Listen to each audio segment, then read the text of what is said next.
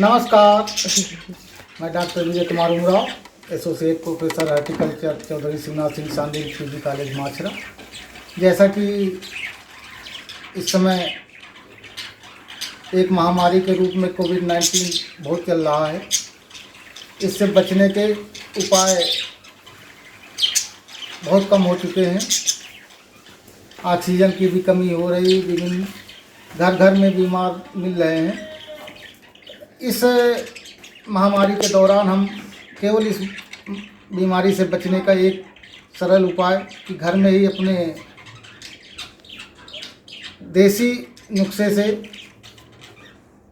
इलाज करते रहें, जिससे हमारा बचाव हो सके। तो इसी परिप्रेक्ष्य में अभी मैंने एक चार्ट के रूप में व्हाट्सएप में, फेसबुक में डाला था कि कौन कौन से पत्तियों का हम मिला के काढ़ा पिए प्रतिदिन कम से कम 2 बार, तो इससे इम्यूनिटी बढ़ेगी और बीमारी होने की संभावना कम हो जाती।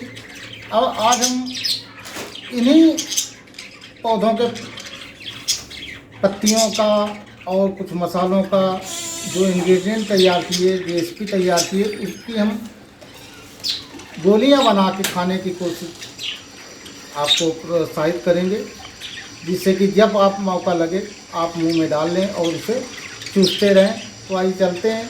तो हम पहले इसमें काली मिर्च और नमक को खल्लर में कूट के रख लिए हैं, साथ में अदरक और गुड़ इसको भी कूट के रख लिए हैं।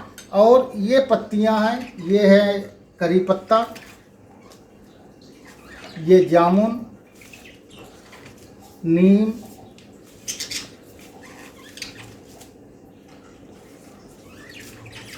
अमरूद, हरसिंगार और 3 प्रकार की तुलसी।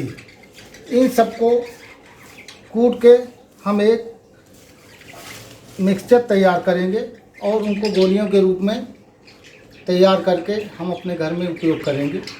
और यही आपको रिकमेंड करेंगे कि ये ऐसे ही गोलियां बना के आप बार बार काढ़ा तो बनाया नहीं जा रहा, तो कम से कम गोलियां अगर घर में रखी हैं तो आप जब चाहें तो उसे टॉफ़ी की तरह चूस सकते हैं।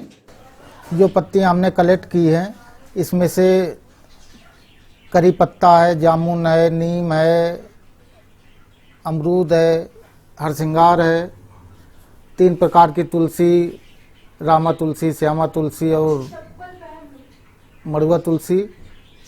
इसके साथ ही थोड़ी सी मुलैठी, इनको मिलाते हुए खल्लर में कूटते हैं। कूटते कूटते इतना महीन कर लें कि ये लुद्दी बन जाए। इससे पहले कि जैसा भी बताया कि इन सभी पौधों में कोई ना कोई गुण जरूर पाया जाता है। एंटी माइक्रोबियल हो, एंटीबैक्टीरियल हो, एंटीवायरल हो, या और विभिन्न प्रकार के तत्व और मिनरल्स प्रचुर मात्रा में होते हैं। इससे जब हम इनका उपयोग करते हैं तो जिस उद्देश्य से उपयोग करते हैं, मान लो हम किसी पत्ती को, तुलसी का काढ़ा या तुलसी की पत्तियों को जुखाम में उपयोग करते हैं, तो उसके साथ साथ दूसरी बीमारियां भी सही होती रहती हैं, क्योंकि इसमें कोई एक ही तत्व नहीं पाया जाता। ये तत्वों का भंडार होती हैं। जितने भी मेडिसिनल पौधे हैं उनमें कई सारे तत्व पाए जाते हैं।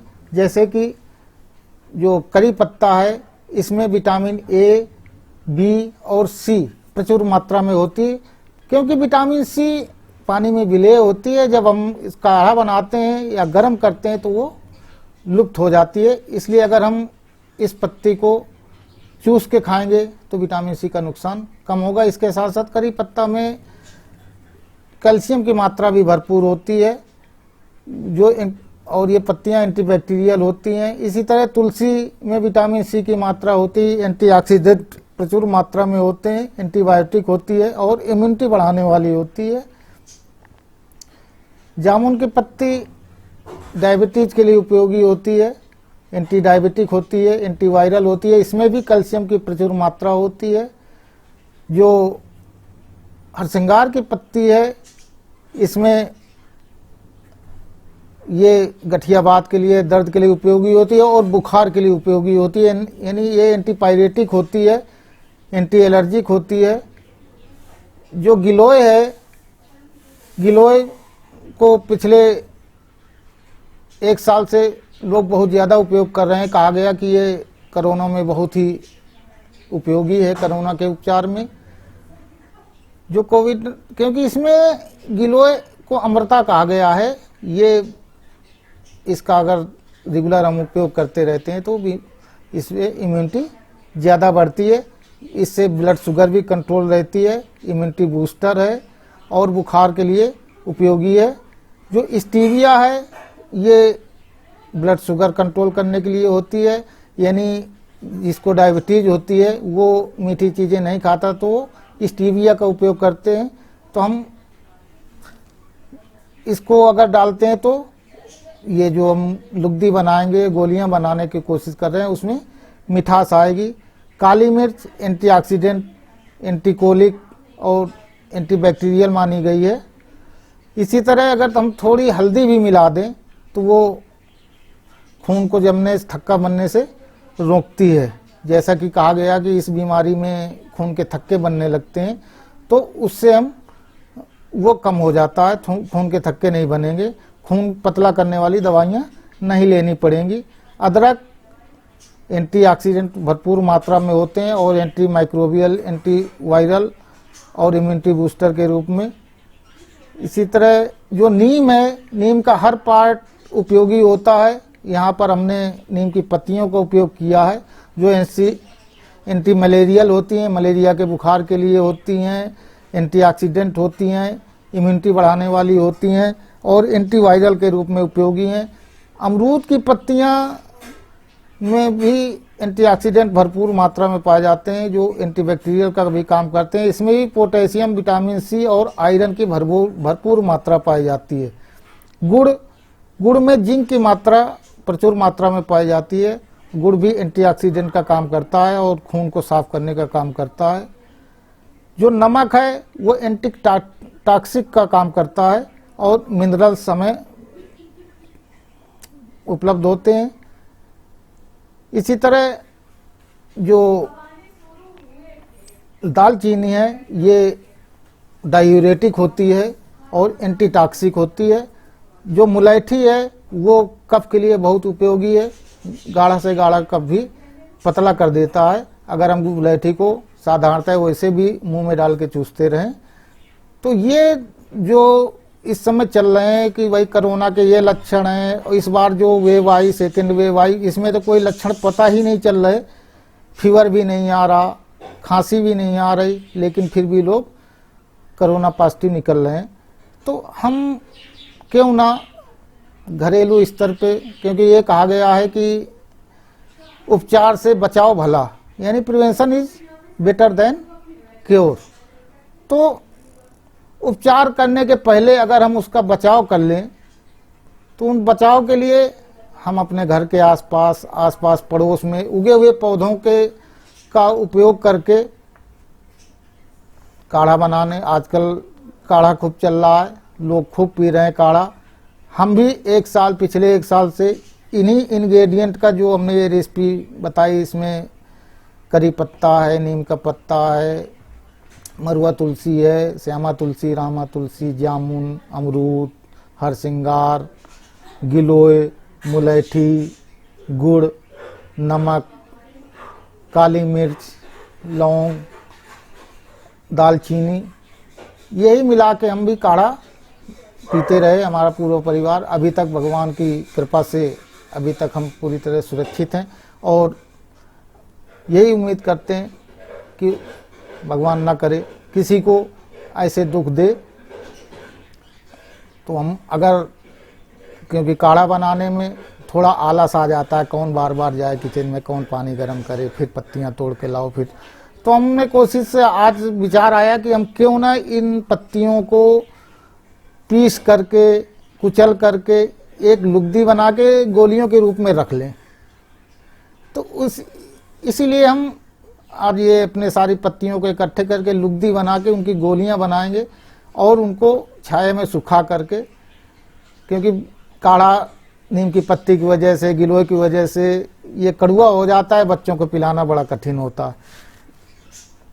तो इस तरह हमने कुचल लिया। और ये अब देखिए जो इस तरह हमने ये अदरक जो भी इंग्रेडिएंट बताए उन सबको खल्लर में कुचल करके हमने एक लुगदी के रूप में बना लिया। अब इनकी छोटी छोटी गोलियां बना के सुखा लेंगे और जब भी इच्छा हो सुबह शाम दोपहर जब लेटें एक मुंह में डाल करके टॉफी की तरह चूसते रहेंगे। इससे आपका एक तो गला गीला बना रहेगा और जो बीमारियां हैं या इम्यूनिटी क्षमता है बीमारियां कम होंगी, इम्यूनिटी क्षमता, जुखाम बुखार नहीं आएगा, इम्यूनिटी क्षमता बढ़ेगी, आपकी रोग प्रतिरोधक क्षमता बढ़ेगी। तो इस तरह हमने ये गोलियों का तैयार किया है।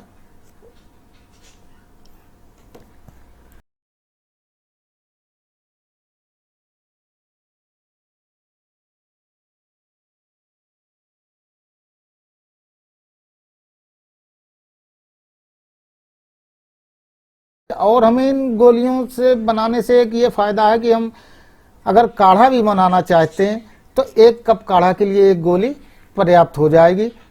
पानी उबाल करके जब भी चाहें उसमें 1 गोली डाल के काढ़े के रूप में पी सकते हैं। और नहीं वैसे जब भी समय मिले उसको हम मुंह में टॉफी की तरह चूस सकते हैं।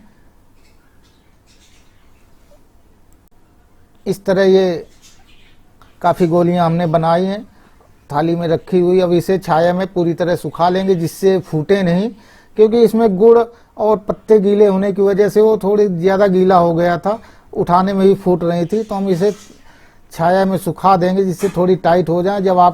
जब आप इसको मुंह में डालेंगे चूसेंगे तभी वो गीली होंगी और धीरे धीरे चूसते रहें। इससे हमें फाइबर भी मिलते रहेंगे। वीडियो आपको पसंद आया होगा। इस तरह हम